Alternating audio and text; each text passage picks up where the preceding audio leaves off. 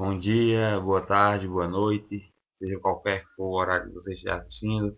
Que bom que você está aqui, tá bom? Meninos, hoje a gente vai começar falando um pouquinho sobre os elementos estruturantes das artes visuais, ou simplesmente os elementos visuais, tá bom?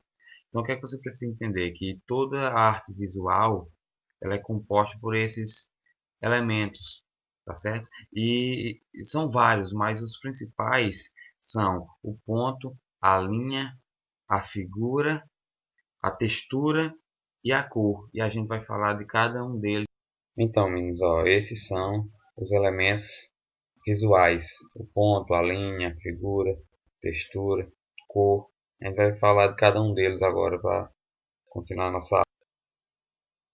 O primeiro elemento visual que nós vamos falar é o ponto. Quando a gente pensa num ponto, a gente pensa num círculo preenchido. Mas o ponto ele pode ser qualquer forma, ele pode ter qualquer forma, pode ser na forma de um quadrado, de um triângulo ou simplesmente uma mancha, tá certo? O ponto ele é simples, mas ele é muito importante em artes visuais, porque com ele é que surge todas as outras formas, surge a linha, surge a figura, tá certo? Então é por isso que o ponto é tão importante. O segundo elemento visual é a linha. A linha ela pode ser considerada como uma sequência de vários pontos ou ainda como o rastro de um ponto em movimento, tá certo? E existem vários tipos de linhas. A gente tem a linha reta, e essa linha reta ela pode estar em várias posições, ela pode ser horizontal, ela pode ser na vertical, ela pode ser inclinada. A gente tem a linha curva, tá bom? A gente tem a linha quebrada, tá certo?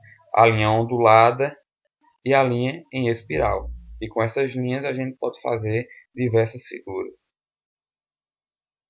E o que seriam essas figuras? Essas figuras nada mais é do que uma região separada do plano. E essa separação pode ser feita por meio de linhas ou simplesmente por meio de cores, tá certo? E as figuras elas podem ser simples ou complexas. As figuras simples são, por exemplo, um círculo, um quadrado, um triângulo. São figuras que você consegue recordar com facilidade e até reproduzi-las de maneira fácil. As figuras complexas, elas contemplam vários elementos de uma única vez. Elas, é mais difícil de você recordar de todos os detalhes e de você refazê-las, tá certo?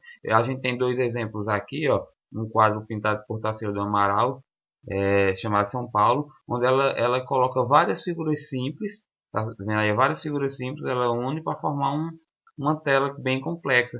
E a gente também tem outro quadro aqui com cores, bastante cores, usando diversas cores, chamado O Grito, de Edvard Munch, tá certo? Então, esses são exemplos de figuras. Outro elemento visual é a textura. A textura ela pode ser sentida pelo tato. Por exemplo, uma rocha, você quando toca você sente que ela é áspera. Um tronco de uma árvore, ao toque você sente que ela é rugoso. O algodão, você consegue sentir macio, suave. Só que assim, a textura ela também pode ser percebida pela visão. Tá certo? Então, por exemplo, quando você vê um tecido, você tem como saber se ele é liso ou áspero sem precisar tocá-lo, apenas vendo. Tá certo? E a textura ela é aplicada de diversas formas em arte visual. A gente tem, por exemplo, a escultura, onde você, por meio da textura a gente consegue dar forma àquilo que se deseja esculpir, né, que se deseja esculpir.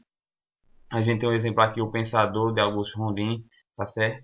A gente tem, por exemplo, também na pintura, que pode ser conseguido esse efeito de textura com camadas espessas de tinta, tá certo? E você consegue sentir tanto no toque como visual. E no desenho você não consegue sentir pelo tato. Você simplesmente tem a ilusão de textura devido a traços, pontos de forma repetida. Então perceba que existem dois tipos de textura. A textura real é aquela que além de ser vista também pode ser sentida pelo toque. E a textura não real, que é aquela que dá um aspecto de textura, mas se você tocar vai ser completamente liso. Não tem textura alguma. Meninos, por último, mas não menos importante, entre os elementos visuais, a gente tem as cores. Só que imagine só, quando eu digo assim, ó, azul, que você pensou? Você pode ter pensado no céu, no mar, no manto de Nossa Senhora do Bom Conselho, numa roupa que você tem. Então, como é que eu vou estudar as cores se existem diversas cores? É isso que a gente vai ver agora. Nós podemos classificar as cores em cores primárias, cores secundárias e cores terciárias. O que seriam as cores primárias? São cores que não tem nenhuma mistura, são cores puras, tá certo? E elas são três: o amarelo, o vermelho e o azul. Já as cores secundárias nada mais é do que a união de duas cores primárias. Então, por exemplo, se você juntar o amarelo e o azul, você encontrará a cor verde. Então, verde é uma cor secundária que é originada a partir de duas cores primárias. Se você juntar o amarelo e o vermelho, vai dar laranja, ou seja, laranja é uma cor secundária. Se você juntar o azul com o vermelho, vai dar roxo. Então, roxo é uma cor secundária. E as cores terciárias é a junção de cores secundárias, até mesmo com uma cor primária, ou entre cores secundárias também. Então, as cores terciárias é uma mistura maior ainda do que as cores secundárias.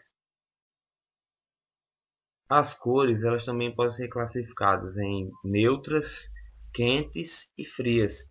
As cores neutras elas são o preto, o branco, o cinza.